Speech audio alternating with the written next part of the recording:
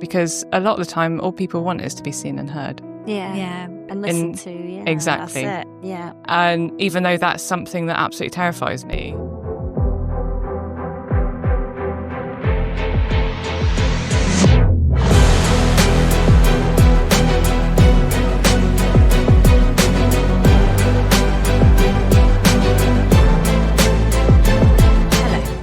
My name is Nettie, and welcome to this podcast. So, should we have a little chat first, or do you want to ask me any questions, or what do you want to do, girls?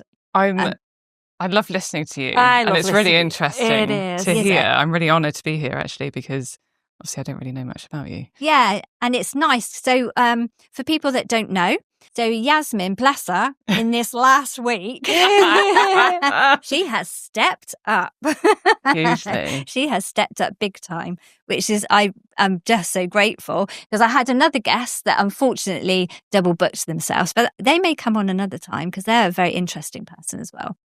But Yazmin, dear of her, so I put a little plea out on social media and I kind of went, so basically, if you want to be on my podcast, get in touch. And a couple of people got in touch, but one of them from America, interestingly, bless her, she said, I would really love to come on your podcast. And then I said, where are you based? And she went, in the States. Can you get over it then? Let's book you a flight. So that was really sweet. So she wanted to be. And but Yazmin stepped up to the mark. Well done, Yazmin. Yeah, well done. And I loved the fact that the first things that you said in your text, if you don't mind me saying, was, I just want to get my story out there. And I kind of thought, I'm ready. And I thought, good girl. And it's interesting how these things happen, isn't it? And they come at the right time. It's kind of, they just all fit into place. Like with me finding this space, interestingly. So I got, because I like all the techie stuff, because years ago when I was teaching in school, I used to run a radio station with the kids. And we used to put all our bits and record all our bits, put it all together. And then I'd edit it, and then we'd put it out onto the radio station. And because I like all the techie stuff, I like all the mics, I like all the gadgets, I like doing the editing, and and I thought, and then when I thought about doing podcasting, I thought, oh yeah, I could do that. That'd be fine. I've got the mics, I've got the, I've got the computers, I've got the interface, I've got all of that. I can do that. It's no problem.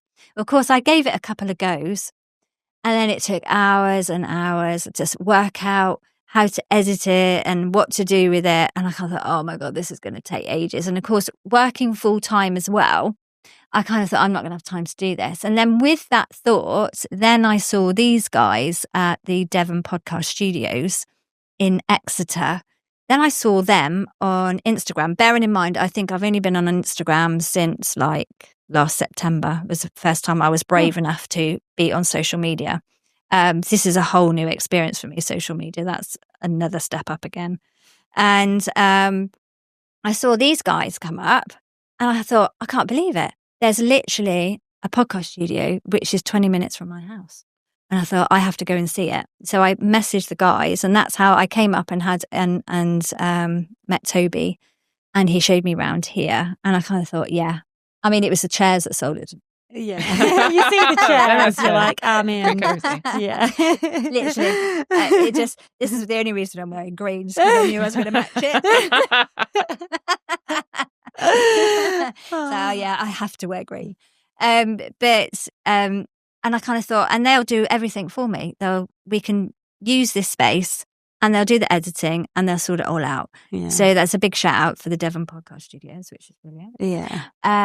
So that's how I managed to get into this space. And I thought, and then I kind of thought, what am I doing? What am I doing? Booking a space in a podcast studio? I don't know what to do. And then I thought, right, if I just book the date, which I did a couple of months ago, then I just book the date and just turn up and come.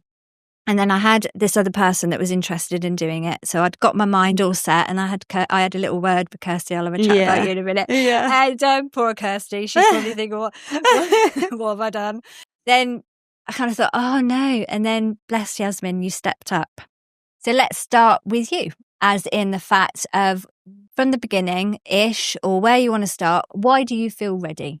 Why am I doing this? To Yeah, myself? why are you giving up your Saturday afternoon to talk to Nettie, this only person that you've only met once? It's really weird how it came about, actually, because I saw your post, and honestly, it was a feeling. I had this feeling in my chest that was like, it was a little bit of anxiety, but it was also like, you need to do this. It was a moving towards rather than a shrinking away.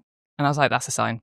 Yeah. And it was also a sign because I had originally said to the company that I'm working for at the moment, oh, I'll be free Saturday. And they said, oh, actually, like, we've done the rota. There's no hours for you. And I was like, that's another sign. The fact that I've not been put down to work. Yeah, it's like fate. Yeah. I've got this space because I love listening to podcasts. Like, for me, it's a really interesting way to learn something new.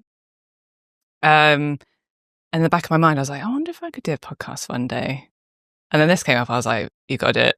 You've absolutely got to do it. Like, even if it doesn't work out, you don't get there, at least put yourself forward. And I'm really grateful to myself that I did. And I'm so grateful that you put your post up and said yes. Nice. Meant to be, wasn't it? Absolutely. Yeah, definitely. Because for me, I've been on this amazing journey, really shitty journey at times as well. But this journey, I feel ready to take a leap now. Yeah. I'm ready to actually get out there and kind of show what I'm about, although I'm not entirely sure what that is yet. You know, your social media, your Instagram page is always really interesting quotes. And for me, I'm like, could I do that? Is that something that is going to be, I don't know, is it going to work for me? And I'm thinking I actually have come up with a name already for a social media page. Brilliant. So I'm not sure what it's going to be about yet. Yeah, well, I didn't either because I literally, I just made it up as I went along, honestly, because when I saw the publishers about the book and all they banged on about was, you know, getting onto social media and you need to get yourself out there. You need to start talking to people. You need to start putting your message out. You just need to start saying stuff. And they're absolutely right because that's exactly where it is and it's where people are, isn't it, nowadays? I just really didn't want to be on social media. I didn't want to be on Facebook. I didn't want to be on Instagram. I didn't want my face being shown. The biggest anxiety for me actually was that first video that I did was for Mental Health Awareness Week. I did one, I thought, well, I don't know what came over me. It was just before a shift. And I kind of got into my car before my shift and I kind of thought, I know what, I'm going to do a little video. And then and then I try all these different angles on my thing, on my car, thinking, oh no, I don't like that. Oh no, I don't like that. And then up there, like, yeah. Eyes the shoe. Yeah, that's right. and I kind of just did this and I just talked into this video. And but the anxiety that I felt in here of actually posting it was I could have vomited. And then I thought about it all day. Oh, I need to take it down. I need to take it down. I can't do it. I can't do it. What am I thinking? What am I doing? But once I did it again and then again, and then I did it again, it's kind of like I'm getting a bit more used to it now. And also seeing yourself, hearing yourself. Because again, we're all, I'd said that, hadn't yeah, I, to you because you were worried about just being, but you're on social media with your running. Yeah. And you do a video every day of you out for your run, pretty much every day, don't you? Because I see you pounding the streets. Yeah, but what we're going to say is, like, what I find really sad about us, like as women as well, is that I just wish people could see themselves so what like other people see them as. Yes. Because you might feel them insecurities, Nettie, but, you know, little do you know that before I came, I'd said to my husband and like kids, I was like, oh, I'm doing this podcast with Nettie. You should see Nettie. She's so lovely. She's dark hair, bright blue eyes, the most striking blue eyes, you know, and if you could just only see yourself the way that other people see you, the world would be such a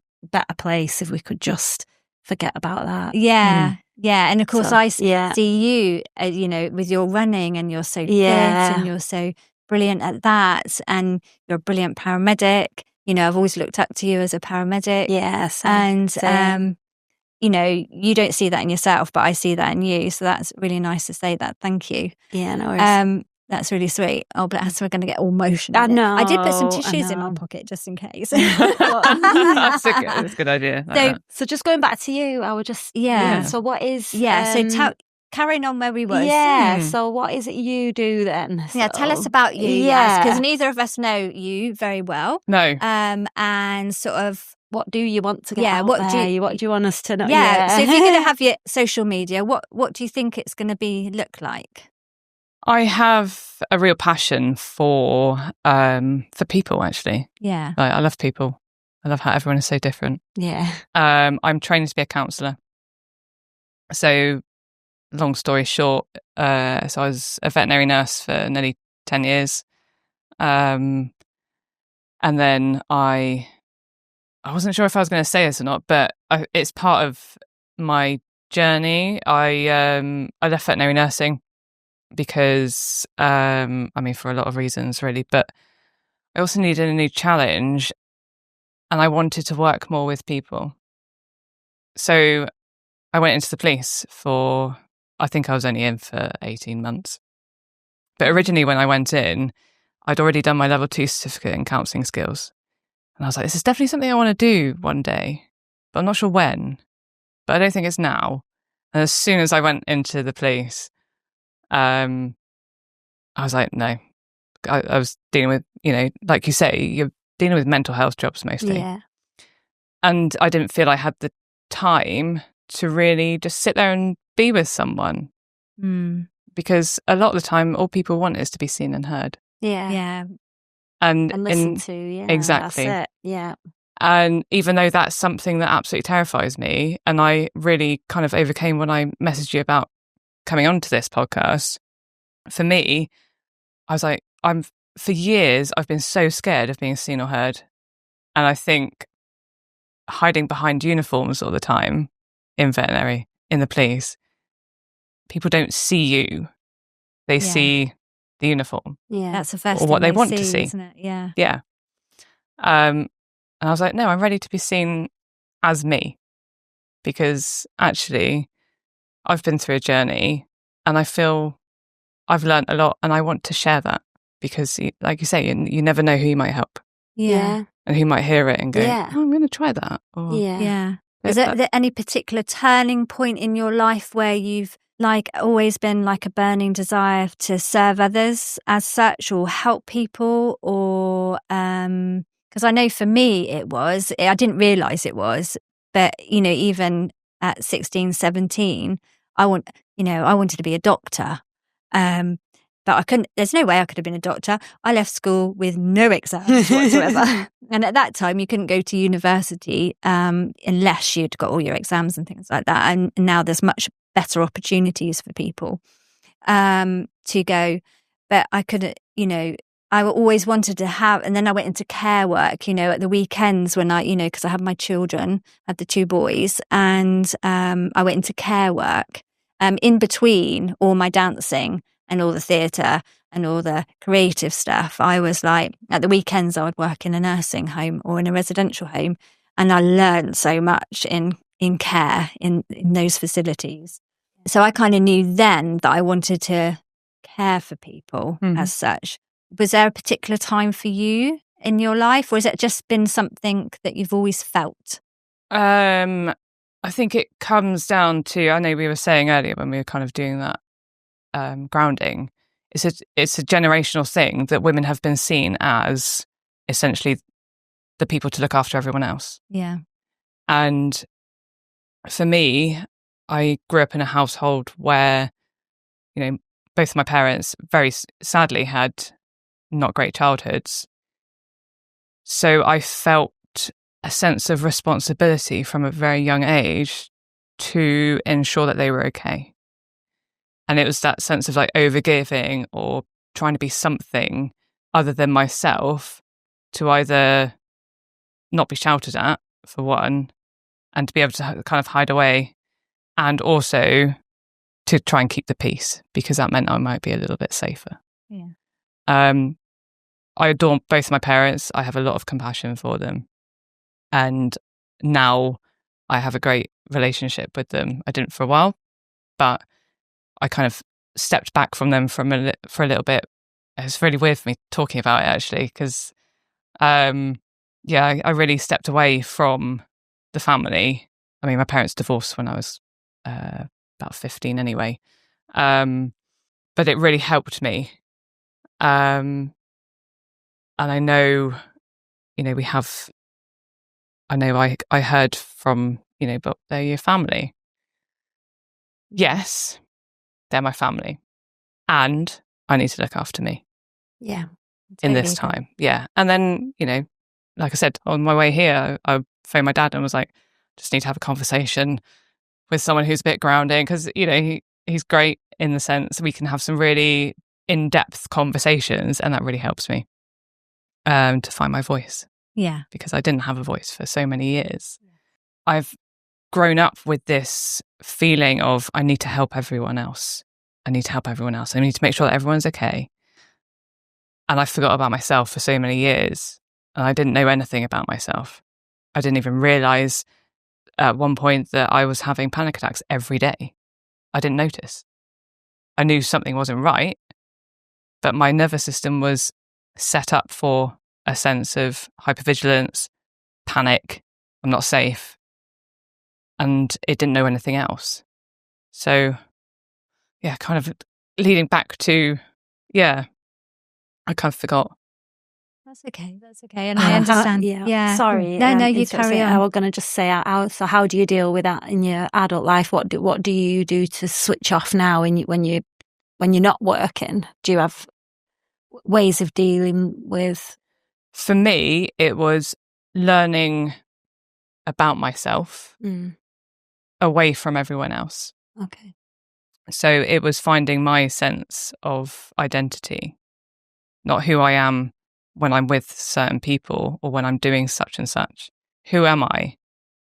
It's I think it's a question that a lot of people don't really think about asking themselves. They're like, well, I need this, I need that. But yeah, it's about coming home to you, because if you're not yourself, you're not giving people your gifts. Yeah. I honestly believe we all come here for a reason. Everyone has a particular gift that they have, and it's about finding our sense of purpose, that soul purpose, not, I need to do this job or that job. It's expectations, isn't it? We've grown up with expectations from the people around us and what we think we should be doing. Yeah. And then as we go on through our seasons and through our decades, I've found, because as each decade I've kind of changed, and it's evolved, that with you saying about coming back to yourself. Yeah. And I feel that now I'm going into that space of being myself a bit more in front of other people. It's almost like you're letting the mask drop. I'm a professional at putting the mask on, absolute professional. You have to, you've had to suck it all up and put the smile on your face and, care for others and look after others and look after your children and et cetera, and, be this person and be, you're the teacher, you're the dancer, you're what everybody looks up to. And then actually when the mask drops, it's like, who am I? I had no idea. I'd imagine it was only, I would say about 5 to 7 years ago, I actually started to find out who I actually was. I don't think I knew who I was until then. I was who everybody expected me to be.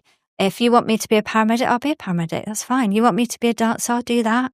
If you want me to be, I'll be that, I'll do that as well. Oh yeah, I can do that as well. And that, I've done lots of interesting things because of that, because apparently I seem to like putting myself into that uncomfortable position and like of that new learning.